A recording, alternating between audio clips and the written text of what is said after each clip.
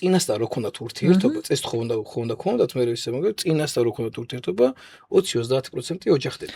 შეიძლება რაღაც პრობლემები დაინახეს და იმიტომ არ დაოჯახდნენ, არა, თუნდაც მე ის 30% რო დაოჯახდა. იმ 50 რამდენი არჩევს ოჯახს მე ძალიან ცოტა. იმ 30% რომ შექმნა ოჯახი, თუნდაც წინასწარ იქიდანაც ძალიან ცოტა ინარჩუნებს მე ოჯახს, ძალიან ბევრს ენგრევა მე ოჯახი და ისა, იქიდან მოყოლებული. და პირიქით სტატისტიკა, სადაც მაგათაც არ ქონიათ ურთიერთობა და შექმნეს ოჯახები. იქ ნაკლებია ოჯახის დანგრევა, პირიქით იქ უფრო ნაკლებია ოჯახის დანგრევა, ვიდრე იქ შემთხვევაში. ჩვენ საერთოდ არ გვესმის ეს გენეტიკური კოდი, ეს ურთიერთობა და ეს ჯერ ასნიშნავს ფიზიკური ურთიერთობა, ეს თუნდაც ეს ხორცელი ურთიერთობა.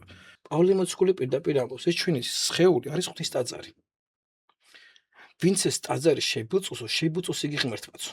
თუ ადამიანს უნდაო რომ იყოსო დედაკაცთანო, მაშინ ქალს უნდა რქვას ცოლიო.